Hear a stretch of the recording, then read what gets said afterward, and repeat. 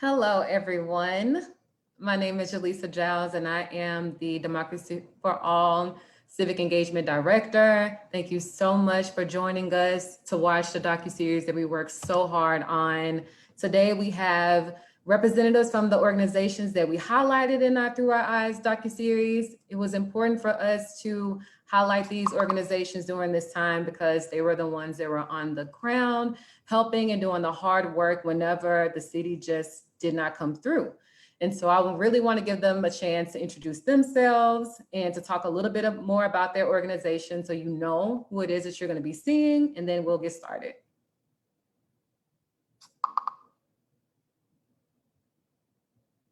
So I don't know who wants to go first. Viv, you can go first because you're the first video that we will see. Hey, I'm Vivian. I'm with the Dream Defenders, specifically with the Healing and Justice Center. I've been with the Dream Defenders for 8 years, born and raised in Miami.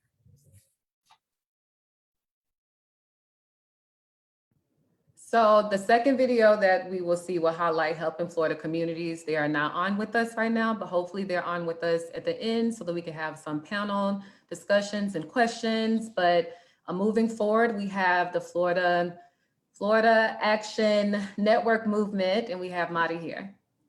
Hello, everyone. We're actually Family Action Network Movement. We're located in Little Haiti, and I send my greetings on behalf of Marlene Bastien, our executive director, and everyone at FAM. FAM is a one-stop center. We're a service agency, and we just provide all types of service, and we aid the family. Our mission is to help empower low to moderate income families, and we believe that stronger families means that it's a stronger community. So yes, throughout the pandemic, we were open. We only had to close when it was mandatory twice, but we pretty much stayed open throughout the whole pandemic, providing all types of services to families in need. Thank you so much. Forgive my brain fart. Please, I know the amazing work that y'all do, and I don't want to do it any disjustice, but we will move forward, and I'm so excited for y'all to see have worked so hard on it, and I hope that you enjoy it.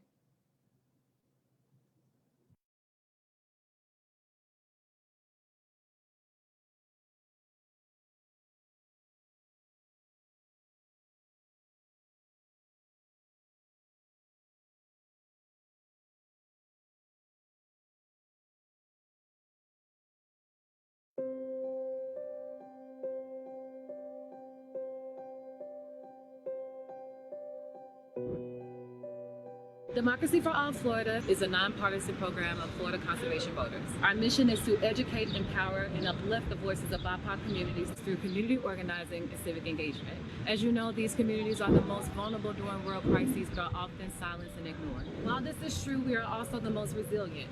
Through Our Eyes is a docuseries that focuses on that resiliency and highlights 3 community organizations that helped their community cope and led them through during a world pandemic and racial revolution.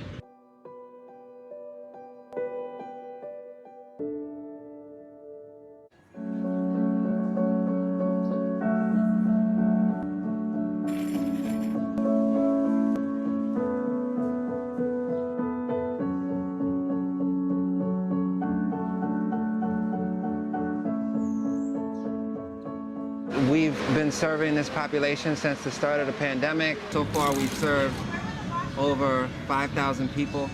We've given people showers, toiletries. We've been trying to get people off of the street. We put people into services and connected them with things like drug addiction services and alcohol addiction services.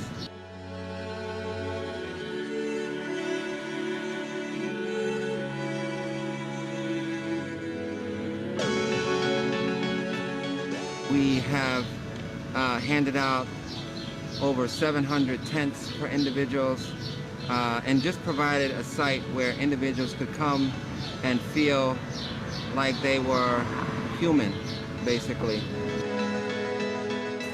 With these, you don't want to suck it up because we want to use these over again.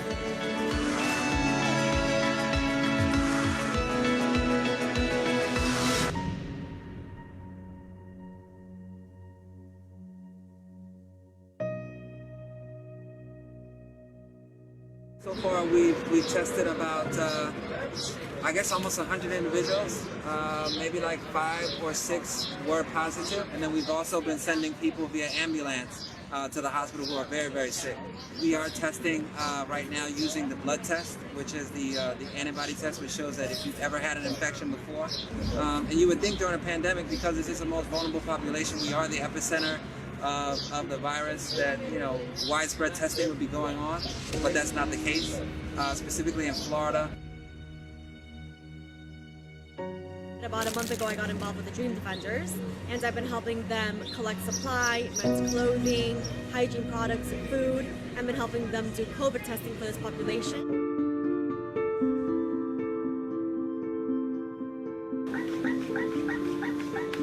We live in a state and a society that continuously prioritizes the needs of millionaires and the billionaire class, while everyday people don't have the basics they need to survive.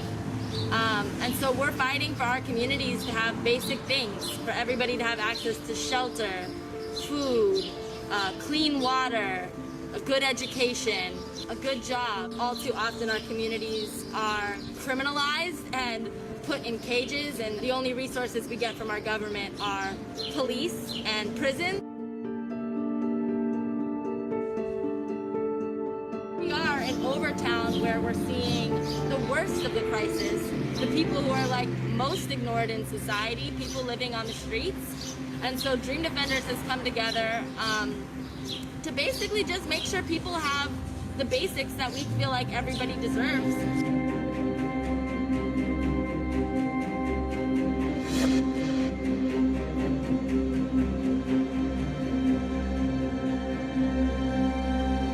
These people here helped me out in the past couple of weeks, taking a shower, giving me nice shoes like these Under Armour shoes, these nice trousers, nice shirts. We are fighting and fighting alongside Black and brown youth for their liberation. We are fighting against prisons. We're fighting to bring people home. We have vets here. We have people that work 40 hours a week here. We have people that are escaping domestic abuse here. I know I want to spend more time directly within the city of Overtown to really get to know the people here and kind of like earn my Miami citizenship. And I'm doing that by really learning the needs and tending to the needs of the community that we serve, because a lot of folks, they call them homeless, but I personally like to say houseless, because I believe that these people have homes. They're at home in their bodies. They're housing insecure. It's pretty physically demanding. It is quite hot out here, and you know, we're constantly like bringing clothes out and laying things out.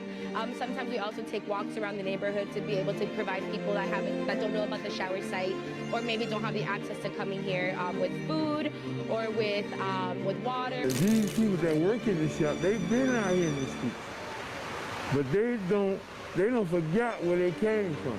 The day goes really well with them, I think, once they have a good day here coming to see people, to be able to relate and talk. If there are people that can't get their most basic needs met, then there is no freedom. You provide services like this to individuals who are living on the street. It doesn't encourage them to continue to be homeless. Nobody chooses to be homeless. It was just to show the city and the county what they can do with a little bit of money, a lot of support, and a lot of love.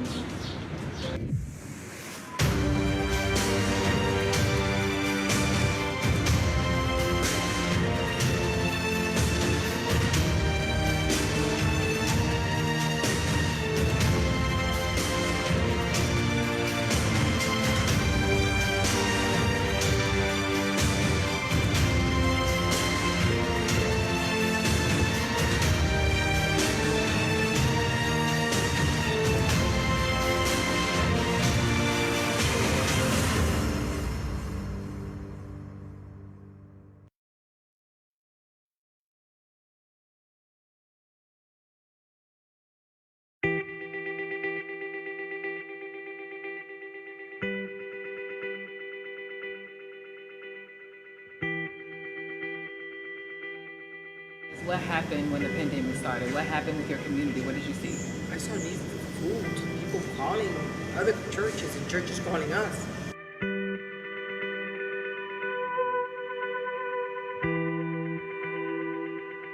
We are a nonprofit without no income.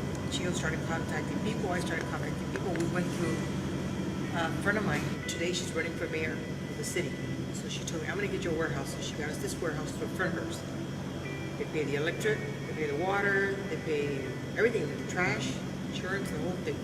And it's temporarily a home for us to be able to distribute this food because it's such a great need. We started contacting companies to see if they can help us with forklifts, or they can help us with reefer trucks, or even transportation from event to event. Because this warehouse that we have, we do solely distribution from here. We receive the food here, and then we send the food to different locations or different zip codes that are in need. And that's where we do the events, and we work with other organizations.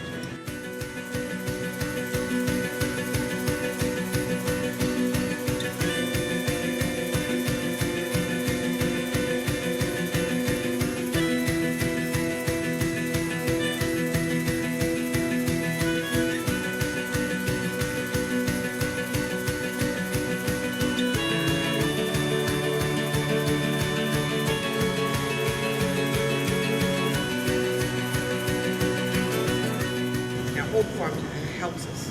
They send us boxes as much as they can. So they started sending me fruits and vegetables. Sometimes they'll send me chicken and fruits and vegetables. Randomly, they sent us tomatoes and cucumbers the other day. Hot dogs. This one's our chicken. And that is really good. Ground beef already seasoned. This is taco filling for tacos. You can make spaghetti with it. You have oranges down here. We have some red peppers, eggplant, quarter chicken. That chicken legs. is pre-cooked. Yeah, it's pre-cooked and seasoned. We have smoked turkey. It's been challenging. We've been blessed with a lot of great people, a lot of good corporations that have helped us, a lot of small businesses that have helped us, and I think that we all have stories of stuff that we've gone through, or people in a line, or people that just need help with an application because of a language barrier, and we've been there to be able to help them do that, and I think that's important. I just have so many touching stories of different people that are really going through something, and you see the pain in their eyes. You see a mom with 3 kids, and you see them, and you give them one of these food boxes that are 32 pounds, and sometimes they can't even walk with them. I had an elderly lady that she must have been 70-something years old, little old lady with white hair, and she came walking in one of our food lines, and I told her, you can't walk up because it has to be drive-through only. And she came through the back of the line, and she just looked at me with her eyes, and she says, "Can I hug you?" And I was like, "Well, we're not supposed to." I hugged her anyways, and I gave her a food box, and she told me she had 83 days.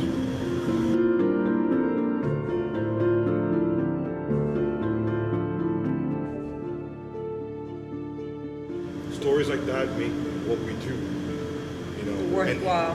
Worth the 12-hour days. And 12 and plus. 12 and plus. And 7 days a week. 7 days a week.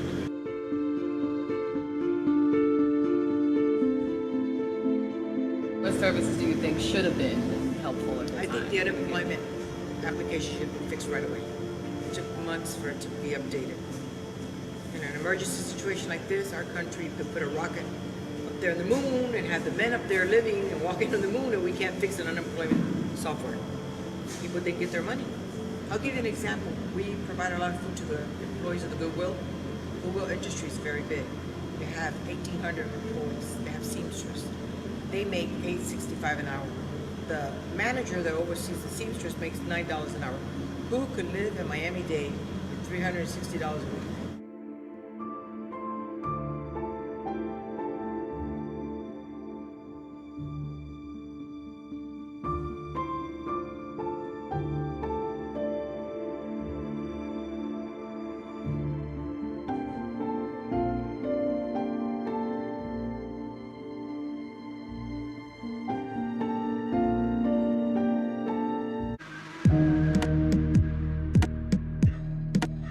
FAM is what we call a one-stop center. It was designed in a way so that when our members walk in, no matter where they are from, they can access different services, mental health, counseling, domestic violence intervention, which is a big issue for our neighborhood, access to health care, which we consider a basic human right, access to affordable housing. We also have after-school programs for the kids, because many times our members work 2-3 jobs. Hey, what did you do? Did you take notes for your mom? You took notes? Yeah. Okay. Okay, go continue to work. Okay. A lot of them are from immigrant communities. They go wherever the job is. For example, we have members who live here in Little Haiti, and then yet they work in Key Largo and Key West. Naples, it is inconceivable. Parents started to bring their children to the center, and we had to fight sometimes in the courts to get parents reunited with their children, because oftentimes those parents from underserved neighborhoods, it's not that they want to leave the children alone. Sometimes they don't have any choice. We need to create spaces and opportunities for us to educate our children. And since we are not there yet, we need to develop leadership programs so that at a very young age, they understand where they came from. If they know where they came from, what their parents, their ancestors had to go through to be where they are today, that will prevent them from getting into, activities that will not be positive for themselves and their family members. The pandemic has wreaked havoc in the lives of those who even before the pandemic were striving to make ends meet. The pandemic has really highlighted the big economic divide, the economic gap. After the stimulus package came down, we actually got the crumbs. Who got the big dollars, the billion, millions, are well-to-do companies, those who have accountants who know how to use the system to their advantage. Unemployment system here was rigged by the previous governor by design to discourage people to access benefits that they invest. This is a system that is designed to keep us down.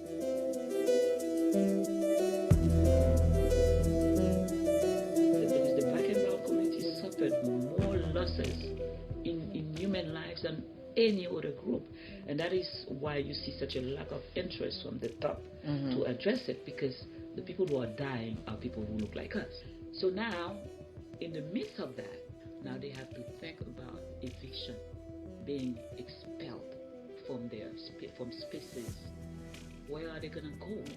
5,000 evictions, and then more and more are coming. That's why we at FAM, we are taking measures to address this eviction lens, right? And then we're trying to reach out to people who are being evicted, who are facing evictions, to give them the tools to fight back.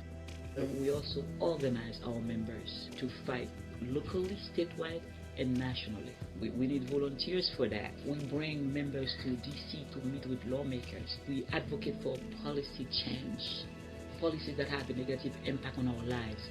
We give our members the tools to contribute to their own empowerment and transformation, to become, leaders in their own right.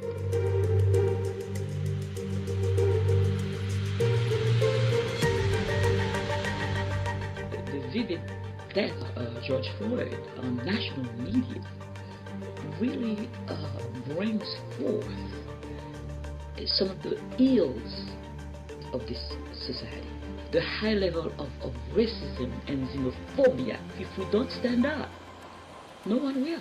What do we want? Conviction! What do we want now? What we need is the revolution! Even when we stand up, we are trying to minimize our impact. We need to transform this country.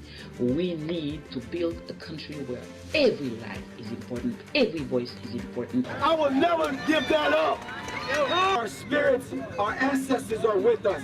We need them in order to win. We want our volunteers to help us build this new world where everyone feels valued and empowered.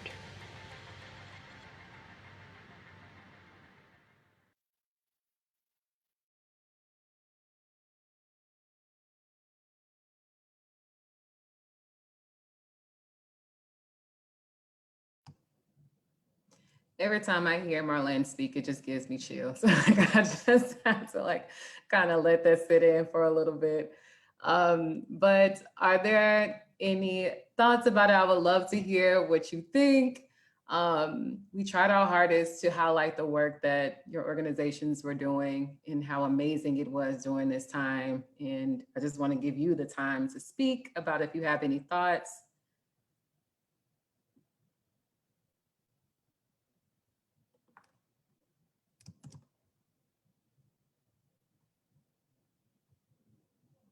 Okay.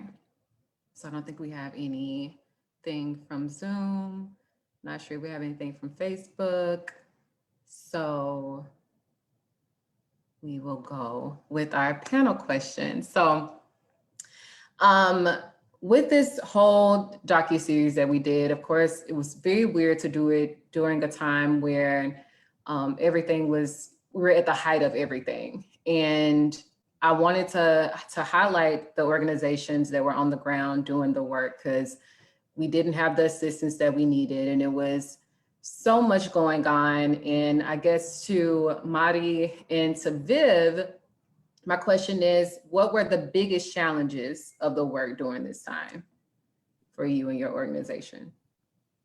Well, first of all, I just wanted to say thank you for such a beautiful video. It came out so wonderfully.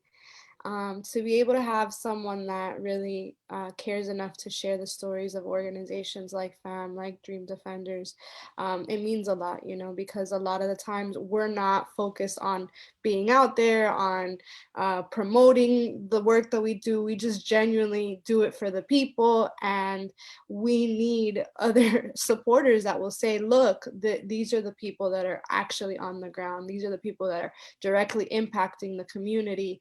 And we thank you on behalf of FAM for that, for creating the space, for doing that. You know, like just watching the video, it moves me. It moves me to even to tears, because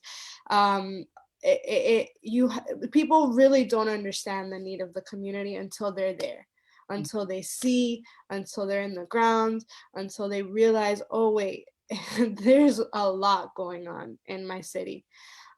So just thank you so much for that, for creating the space, for highlighting, you know, our work. It means a lot to us.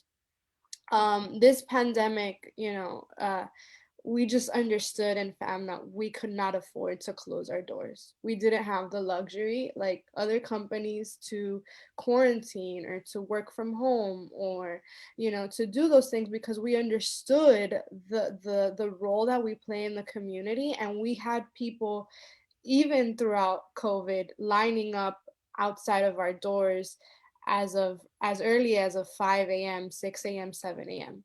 And these were people that already were facing so many issues that we constantly help. But then you add a pandemic and it just kind of explodes things, and it just creates even more issues, more problems. So we were that only sense of like hope or direction or clarity. So we understood that we could not afford to just kind of take a pause like many people did for a year.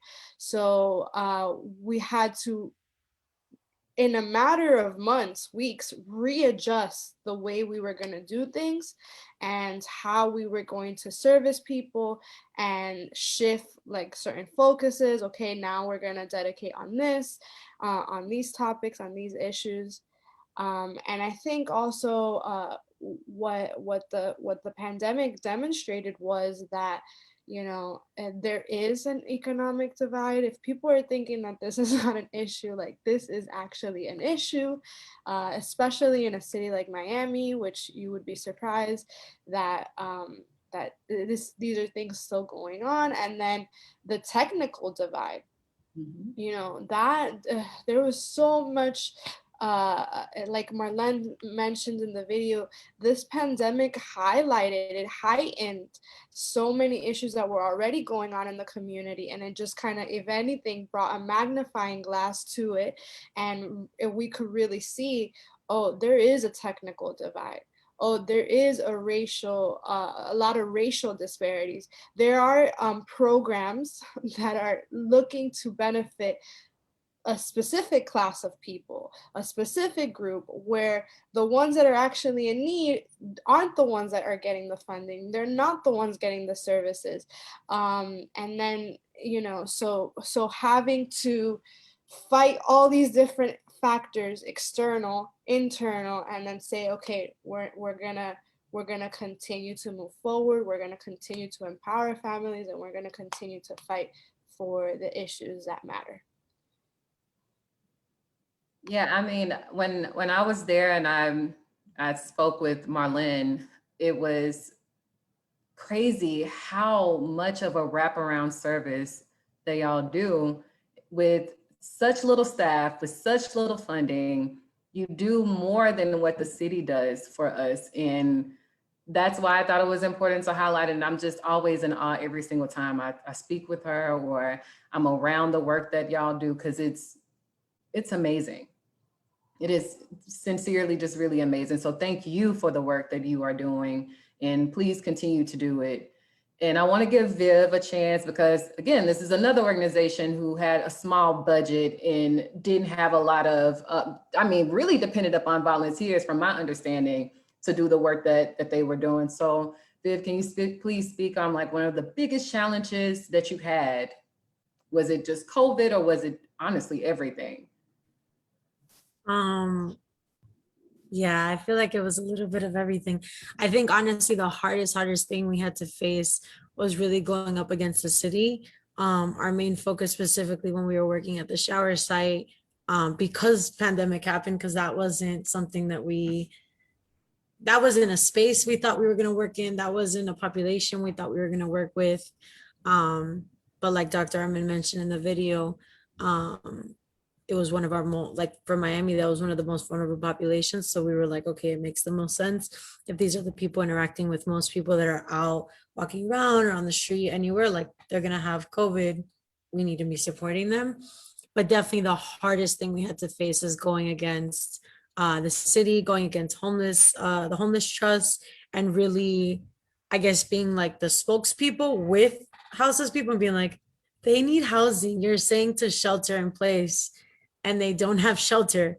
And then was it like bi-weekly on Fridays, they would like tear down their tents, and it's still happening, right? So like we're almost a year after pandemic started, and they're still getting their tents torn down. They're still getting their things taken from the police.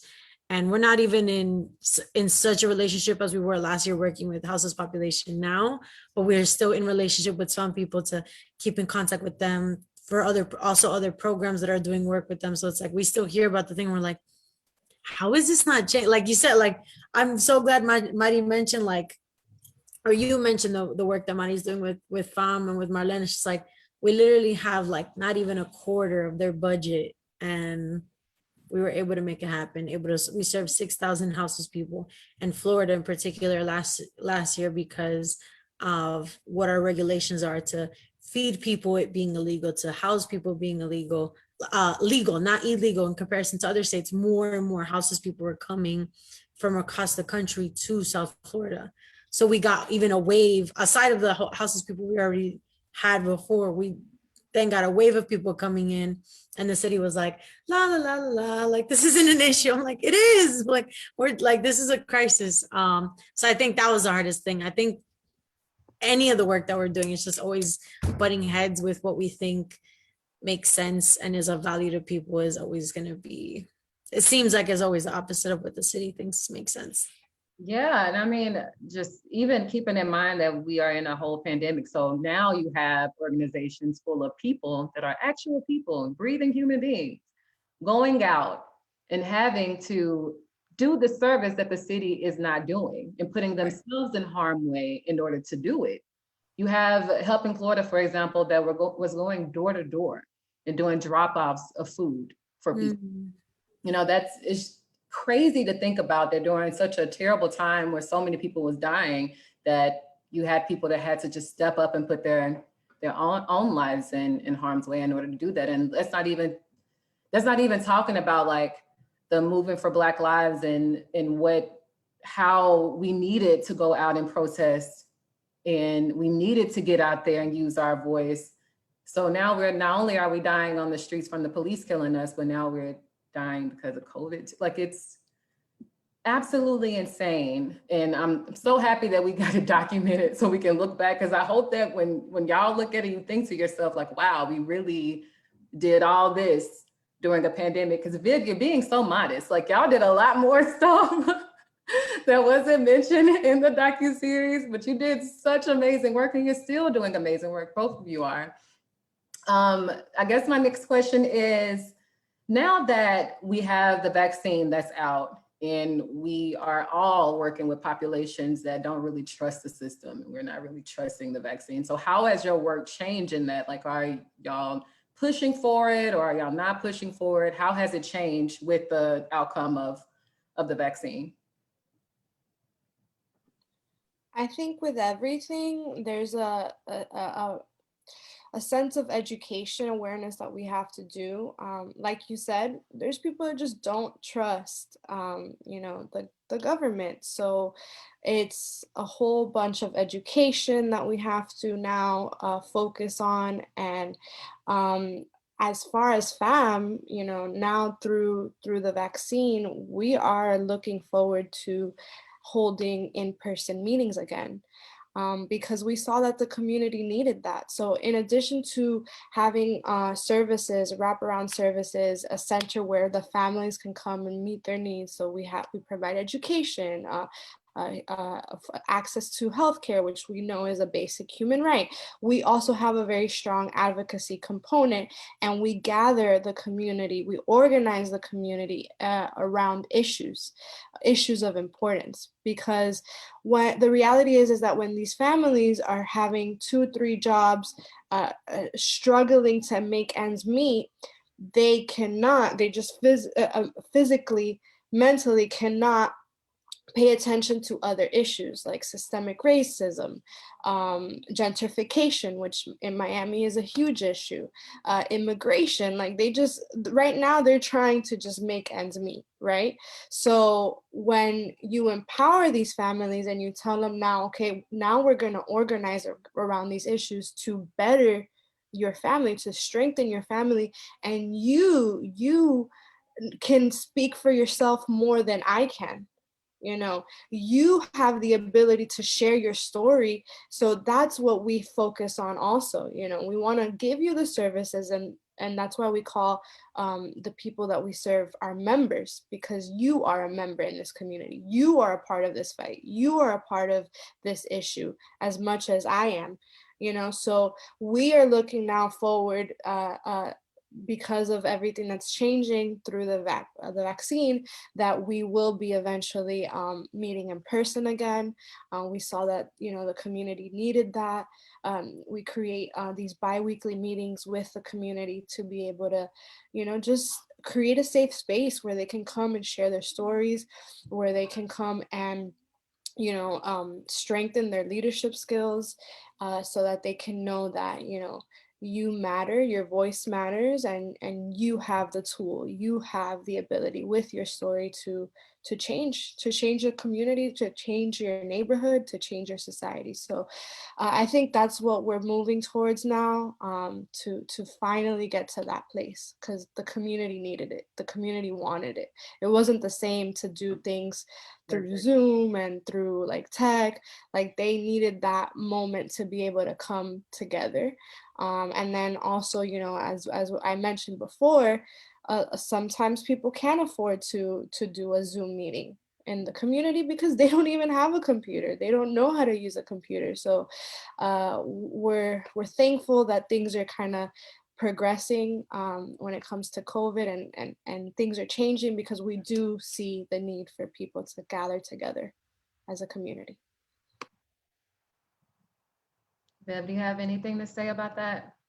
No, just really similar. Just people needed to be in person to do the work that we're doing, and we're happy to also be now moving into a space that we're doing more things in person and canvassing, and also just our team is meeting in person, and it's made it a little bit more comfortable, I guess, for some that the vaccine's available, and for others that don't want to get it, we have not pressured anyone. Like, we don't, that's all for me. And I feel like even for the organization, kind of where we stand, it's like, that's a personal thing. Like, you do what you need to do.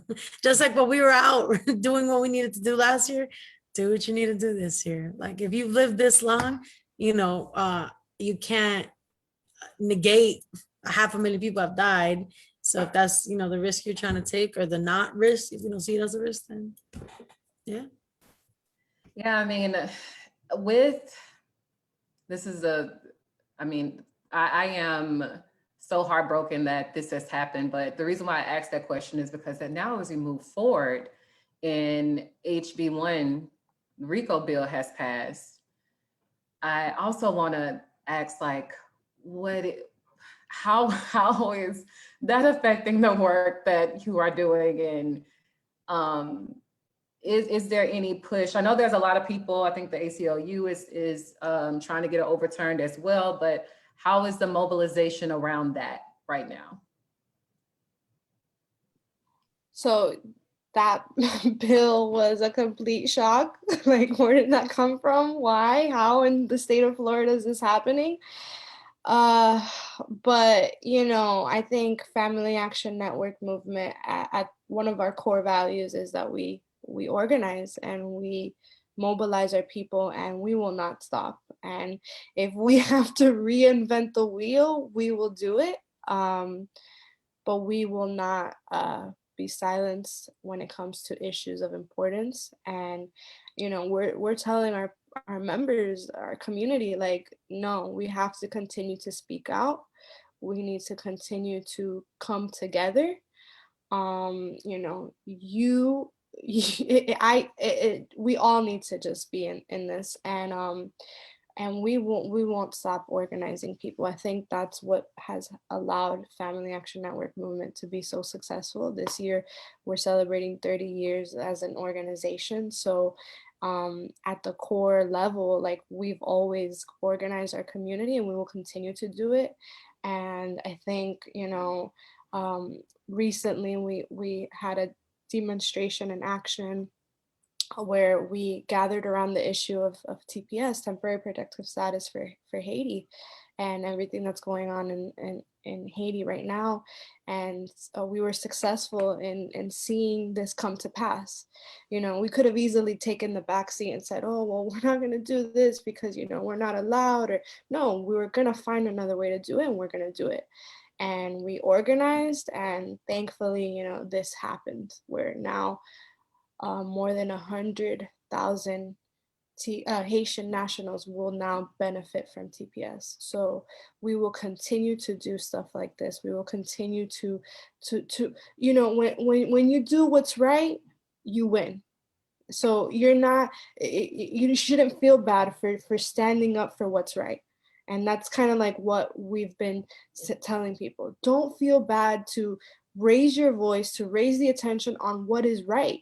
It's an issue. It's like you're going towards an issue that needs to be met. So don't allow anything to to silence you. And I think we're gonna continue, like I said. So if we have to do it in a different way, but I know like you said, there are different groups that are looking to kind of combat the bill. So we'll see, but we're still gonna be here. Our doors are still gonna be open. We're still gonna organize around issues of importance in Miami, and yeah. Yeah, so they basically aren't stopping anything, even though they think that they are. What about you, Viv? What is the Dream Defenders Healing and Justice Center doing? So a couple weeks ago, we launched the lawsuit with a lot of partner organizations through CJP. So that's pretty much where we're at. I think it was really hard to find out. It was hard to find out, but I don't think it was shocking because of who our governor is. Like, I'm just like, oh, okay. Like, what was it, yesterday morning? He signed the bill or today in the morning, he signed the bill that a lot of states have been complaining about for trans youth not to be able to play sport, like the sports bill with trans youth. Um, so nothing really surprises me about this, man, but we were definitely on the same I guess energy level as FAM and what Mari's speaking to around things are definitely not going to stop.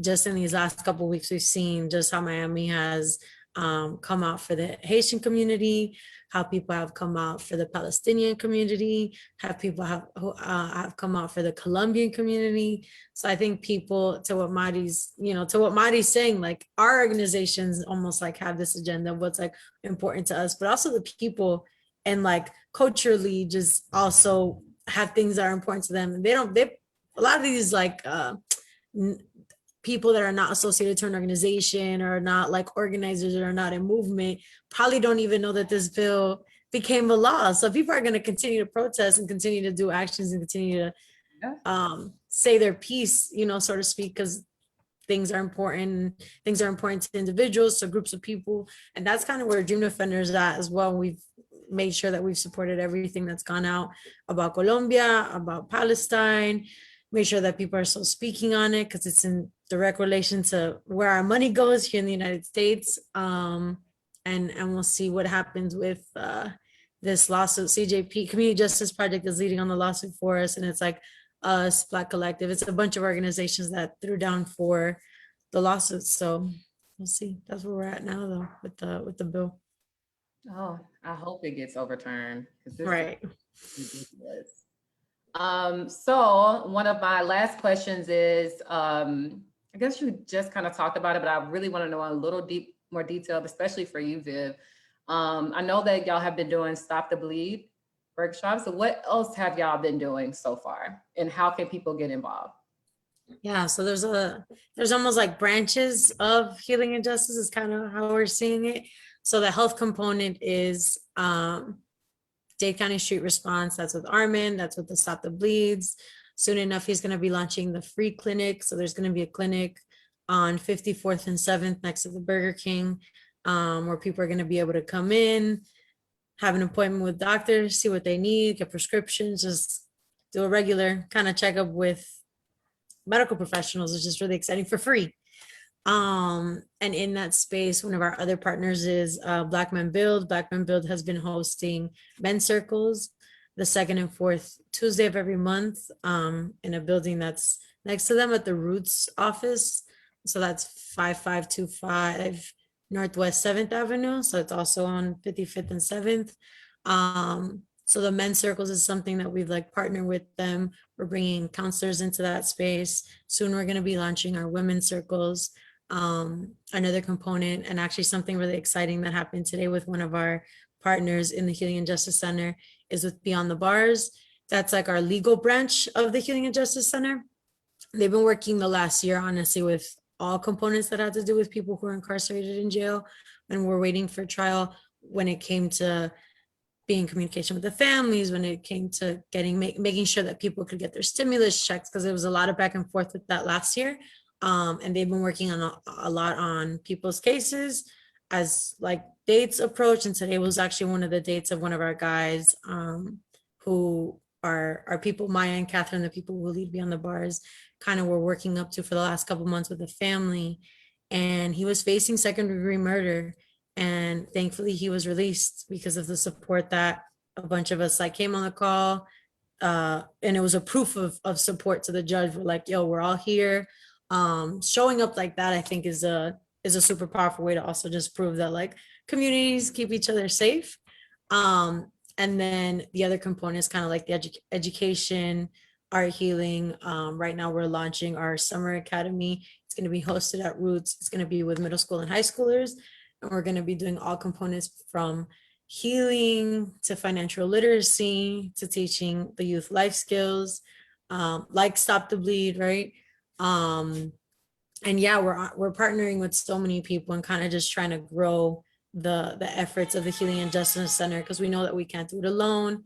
So there's so many I mean, I could go on and on. I love talking about the work that I'm doing because I'm like, I used to be an elementary school teacher. So to be able to still work with people in the community and kids and be able to do all the things makes me really excited. But just to name a few groups, like I mentioned, so it's Black Men Build, Day County Street Response, Beyond the Bars, Fem Power, Roots, Circle of Brotherhood, I want to say, and Path. So, and FAMSAJ. FAMSAJ is now going to be, or has been leading a lot of like our healing efforts, emergency response. But honestly, the entire goal of the Healing and Justice Center, and I'll end with this, is to be able to prove that we can lower calls to 911, that again, we can keep each other safe with all the different components in place and be able to have a space where it becomes a resource hub, have a space where people, when they're dealing with violence, gun violence, domestic violence, they can actually come and get wraparound services, be able to do that outreach. So when we go out into the community, we're like asking folks like, does anyone need support with anything? And counseling, like Marlene said in the video, I'm like, I love that everybody's talking about counseling 2021. It's like, you can't go anywhere with people not talking about counseling. We've been offering counseling for the last 2 years as well. And it's been really exciting. Right now, we're serving 117 people virtually. And then we have 2 people that are going to start serving people in person. So just a little bit trying to do it all, but with all the efforts and all the different groups that already existed or were trying to exist here in Miami. I remember when I first came to Miami, I always looked at Dream Defenders as being like the epitome of restorative and transformative justice. And it, like, the work that y'all are doing now is coming into fruition, because it's always been an idea, because I used to go to meetings too. It's always been an idea, and it was done on the very smaller scale, but what you're doing now is actually it. Like, the work is there. And I'm just so happy that you have the funding to do so. I'm so happy that it's been successful. I'm just so proud. I don't know what our communities would do without Dream Defenders being there. Yeah. I'm like, thank you. The quickest way I can like, whenever a homie like that doesn't know nothing about nothing and just like is caught up in their own little, world of working or family, I'm like, people were screaming for defund the police last year. It's not gonna happen overnight. These are the like practical ways of being able to like show community shows out for each other, whether it's TPS, whether it's gun, whatever it is, but just being able to show up for each other is how we'll move to a world where defund the police isn't even like, our grandkids are gonna be like, cops don't even exist now. Y'all were calling for that? What? Like, they're gonna be blown that cops even existed by the time, they're young adults. And what about you, Madi? Well, first of all, Vivian, I love your passion and I love everything that you're doing, and thank you for sharing that. And definitely, your work is beyond admirable. And I think, people need to connect to organizations like Dream Defenders. Please, like, if you're passionate, a lot of times people are just like, oh, they're mad about things and they do it here, right?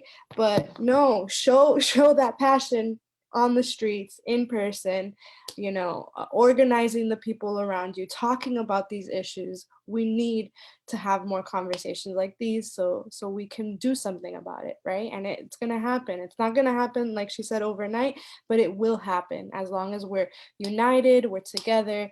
Family Action Network movement, we organize at a local level, state level, national level. We were successful with TPS, but it's not going to end there.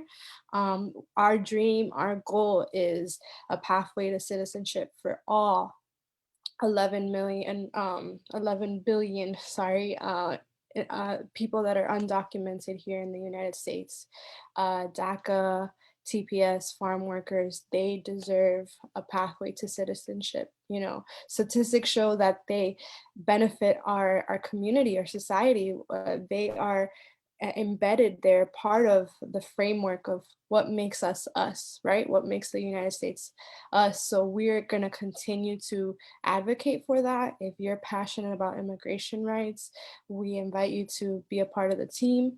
We're constantly organizing. We meet with people on a bi-weekly biweekly meetings, and we just show support in that area. We also have a very strong civic engagement component, and that's not something that you just do on November. It's a year-round thing, and we're bringing awareness, education when it comes to civic engagement, teaching people, this is your duty as a citizen, what your role when you vote, and that you're involved in the day-to-day politics, policy making. We also gather around the issue of climate gentrification, which is happening. We actually have a meeting tomorrow with the Planning and Zoning Board of the City of Miami. We are speaking out against displacement, which is happening because of developers that are coming and wanting to change the culture, the way our communities are composed, and saying, oh, well, you're going to get evicted, you're going to get displaced, you're going to move out. And these are people, families that have been living in our neighborhoods for 10 plus, 20 plus, 30 plus years, and now they're being told you need to move, or you don't have a say as how your community is going to be developed. So yes, we need to develop in a way our communities, but it needs to be done in a way where everybody is participating in how the community is developed, or has a say in how the community changes. So we are organizing around that issue, and if that's something where you're passionate about, you can also join. If you're interested in more information on how you can volunteer with them, we do have a strong volunteer component, and we do a lot of things through volunteers. You can reach out at info@fam.org, or you can follow us on social media, fam.org, on Twitter, Instagram, Facebook, and connect with us. We want to stay connected with you as well, so that you are informed with what's going on in Miami. Thank you so much. A huge portion of this was to make sure that we not only highlighted and gave exposure to the work that you were doing, but also to help provide volunteers as well. So trust me, anyone who has signed up for this event, or anyone who signs up for my other events, we will definitely either be texting or calling them and asking them to sign up for volunteers for the amazing work that y'all are doing. I thank you so much. Congratulations on the 30 years, Mari. That's amazing. Thank you. I can't even, I'm sincerely in awe of Marlene, because even when I was speaking with her, I was like, how 30 years? Yeah. Like, what? I get to work with her every day, and I'm like, how did I get this opportunity to work with such a legend, So if FAM is doing it, did it,